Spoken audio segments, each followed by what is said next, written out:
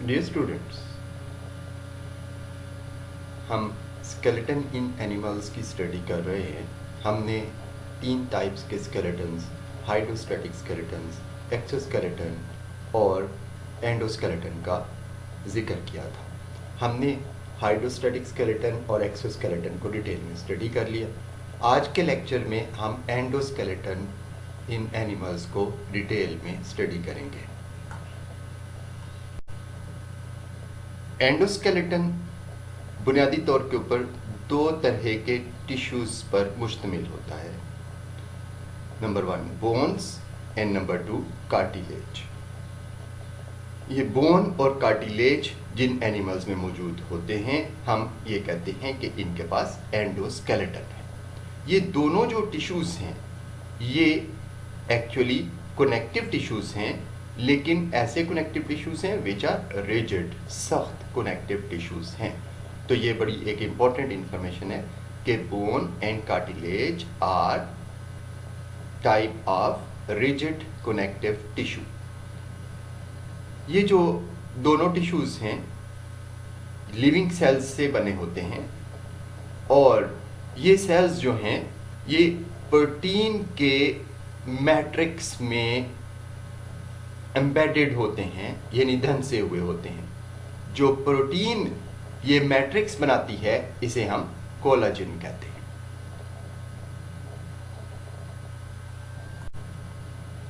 ये जो स्ट्रक्चर है इसको थोड़ा सा एक्सप्लेन कर लेते हैं। आपने हमेशा एक चीज़ देखी है कि सीमेंट बनाया जाता है और उसमें बजरी डाली जाती है। ये जो सीमेंट का मिक्सचर होता है ये जो है ये मैट्रिक्स है और इसके अंदर बजरी के दाने एम्बेडेड हैं। बिल्कुल इसी तरीके से जो बोन और कार्टिलेज का टिश्यू है इसमें जो मैट्रिक्स बनाया जाता है वो सीमेंट का नहीं बनाया जाता, वो एक प्रोटीन कोलाजन का बनाया जाता है और उसके अंदर लिविंग सेल्स जो कि कार्टिलेज या बोन बनाते हैं वो एम्बेडेड होते हैं। ये सेल्स कौन से होते हैं अभी हम आगे इन सेल्स की टाइप्स को स्टडी करेंगे। अब हम देखते हैं कि स्ट्रक्चर ऑफ बोन क्या होता है। तो बोन जो है ये सबसे रिजिड कनेक्टिव टिश्यू है। तो कार्टिलेज और बोन दोनों रिजिड कनेक्टिव टिश्यूज हैं, लेकिन उनमें से सबसे ज़्यादा जो रिजिड है यानी सख्त है वो बोन है। बोन में जो कोलाजन फाइबर्स होते हैं जो मैट्रिक्स बना रहे होते हैं उनमें कैल्शियम फॉस्फेट का डिपॉजिट हो जाता है, जिसकी वजह से ये पोर्शन हार्ड हो जाता है। So collagen fibres of bone are hardened by the deposit of calcium phosphate.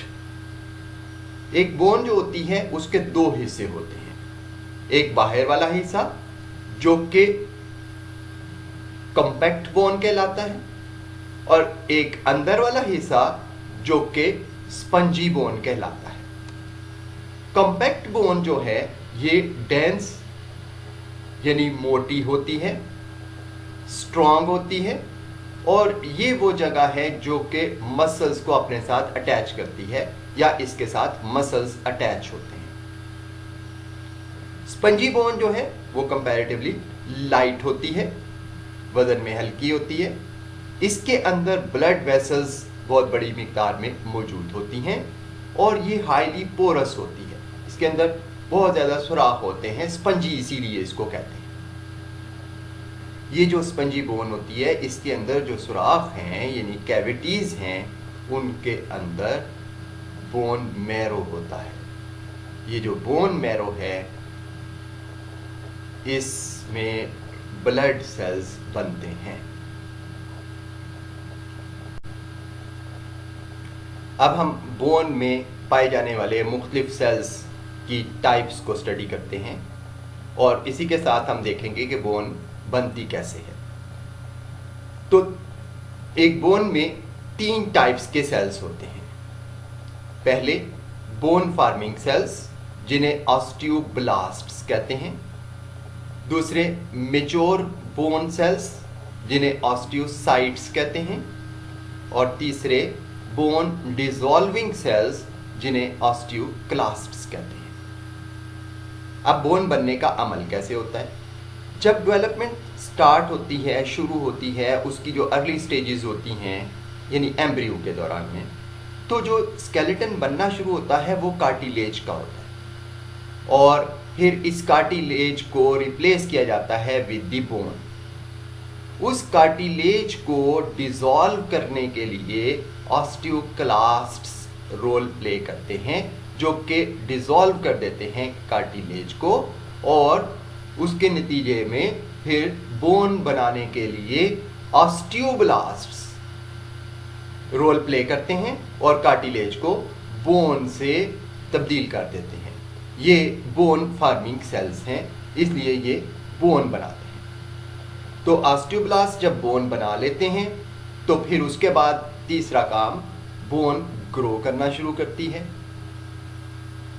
तो बोन जब ग्रो करती है तो ये हार्ड होती चली जाती है। तो मैट्रिक्स ऑफ बोन को हार्ड करने के लिए तीसरी टाइप के सेल्स यानी ऑस्टियोसाइट्स रोल प्ले करते हैं और ये बोन को हार्ड करते हैं और ये मैच्योर बोन सेल्स कहलाते हैं। ये जो ऑस्टियोब्लास्ट होते हैं ये फिर आहिस्ता आहिस्ता मैट्रिक्स के अंदर एंट्रैप हो जाते हैं और सारी उम्र उसी के मैट्रिक्स के अंदर एम्बेडेड हालत में रहते हैं। अब हम डिस्कस करते हैं कार्टिलेज को। कार्टिलेज ऐसा कनेक्टिव टिश्यू है जो कि बोन के मुकाबले में काफी सॉफ्ट होता है।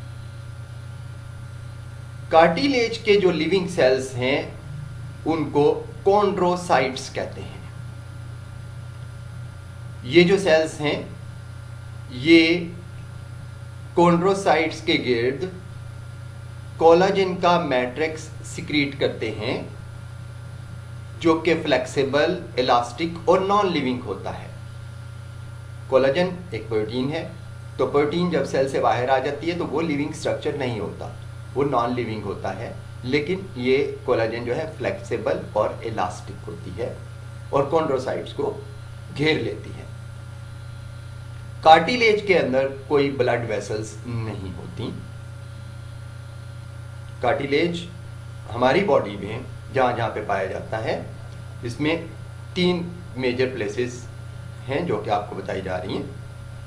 पहली, जितने भी मूवेबल बोन्स हैं उनके जॉइंट्स के गिर्द कवरिंग बनाता है कार्टिलेज। तो बोन्स जॉइंट की जगह के ऊपर कवर्ड होती हैं कार्टिलेज से। दूसरी चीज, ये नोज के और एक्सटर्नल ईयर के जो फ्लेक्सिबल पोर्शंस हैं ये भी कार्टिलेज से बने होते हैं। तो कान जो हमारे नज़र आते हैं बाहर, एक्सटर्नल ईयर जिसे कहते हैं, ये कार्टिलेज के बने। अंदर जो बोन, नरम सी बोन है वो कार्टिलेज है। और इसी तरह से नाक की सामने वाली हड्डी जो है जो ज़रा फ्लेक्सिबल होती है ये भी कार्टिलेज की।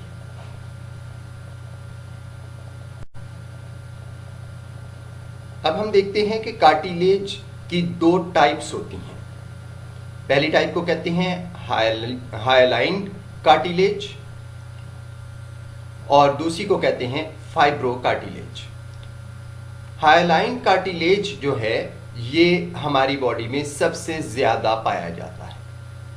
ये मूवेबल जॉइंट्स में पाया जाता है। यानी जब हमने कहा कि जॉइंट के गिर्द कवरिंग जो है, बोन होती है ना जॉइंट जो हड्डी है, लेकिन उसके गिर्द कवर चढ़ाना जो है वो कार्टिलेज का होता है और वो जो टाइप है कार्टिलेज की वो हायालाइन कार्टिलेज है। दूसरी जो फाइब्रो कार्टिलेज है इसमें जो कोलेजन फाइबर्स का बंडल है ये मैट्रिक्स में पाया जाता है। यानी लंबे लंबे फाइबर्स इसके मैट्रिक्स में पाए जाते हैं कोलेजन के। ये जो है ये जो स्ट्रक्चर्स बनाता है उसमें ये एक्सटर्नल ईयर का पिन्ना, ये जो एक्सटर्नल ईयर है इसको हम पिन्ना भी कहते हैं। तो 2 पिन्ने हैं हमारे पास, तो ये इस फाइब्रो कार्टिलेज से बने होते हैं। दूसरी चीज़, इससे एपिग्लॉटिस बना होता है फाइब्रोकार्टिलेज से। अब हम देखते हैं कि जो स्केलेटल सिस्टम है ओवरऑल क्या क्या फंक्शंस हमारी बॉडी में करता है। तो 5 मेजर फंक्शंस हैं स्केलेटल सिस्टम के। पहला है सपोर्ट एंड शेप। बोन्स जो हैं ये सॉफ्ट टिश्यूज को सपोर्ट देती हैं। इसके अलावा ये मसल्स के लिए साइट ऑफ अटैचमेंट का काम करती हैं। मसल्स बोन्स के साथ अटैच होते हैं तो तब वो फंक्शन कर सकते हैं। और बोन्स जो हैं बॉडी को शेप प्रोवाइड करती हैं। ये तो हो गए सपोर्ट और शेप वाला फंक्शन। दूसरा प्रोटेक्शन। बोन्स जो हैं वो क्रिटिकल इंटरनल ऑर्गन्स जैसे कि ब्रेन, स्पाइनल कॉर्ड, हार्ट और लंग्स को प्रोटेक्ट भी करती हैं। ब्रेन के गिर्द स्कल है, स्कल की बोन्स ने कवर कर रखा है, प्रोटेक्ट किया हुआ है ब्रेन को। इसी तरह से चेस्ट, सीना बना हुआ है। रिब्स की बोन्स ने अपने अंदर हार्ट और लंग्स को प्रोटेक्ट किया हुआ है। इसी तरह से स्पाइनल कॉर्ड के गिर्द रीढ़ की हड्डी है। ये क्या है? बोन्स का प्रोटेक्शन का फंक्शन। फिर उसके बाद बड़ा इंपॉर्टेंट फंक्शन जो बोन्स का है या स्केलेटल सिस्टम का है वो है मूवमेंट, क्योंकि बोन्स के साथ स्केलेटल मसल्स अटैच होते हैं जो कि हेल्प करते हैं बॉडी को मूव करने में। इसके अलावा बोन्स एक और इंपॉर्टेंट काम करती हैं, वो है मिनरल होम्योस्टेसिस का। बोन्स जो हैं एक स्टोर हाउस के तौर पे काम करती हैं मुख्तलिफ मिनरल्स के लिए।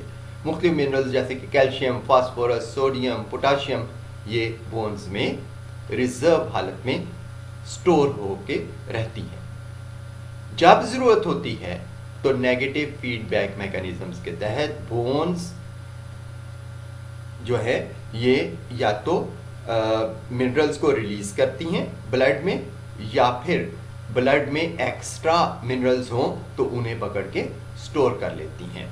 तो ये इसके नतीजे में बोन्स जो हैं मिनरल्स की अमाउंट को बॉडी के अंदर मेंटेन रखने में हेल्प करती हैं, जिसे हम कहते हैं कि मिनरल्स की होम्योस्टेसिस करती हैं। पांचवा फंक्शन इन बोन्स का या स्केलेटल सिस्टम का है ब्लड सेल प्रोटेक्शन। ये जो बोन्स हैं इनके दरमियान में बोन मैरो मौजूद होता है। ये जो बोन मैरो है इसमें रेड और वाइट ब्लड सेल्स बनते हैं। बोन मैरो के बारे में आपको मालूम होना चाहिए कि ये खुद भी एक कनेक्टिव टिश्यू है जो कि कुछ बोन्स के दरमियान में मौजूद होता है। तो ये एक इंपॉर्टेंट क्वेश्चन है कि various functions of skeletal system discuss करें।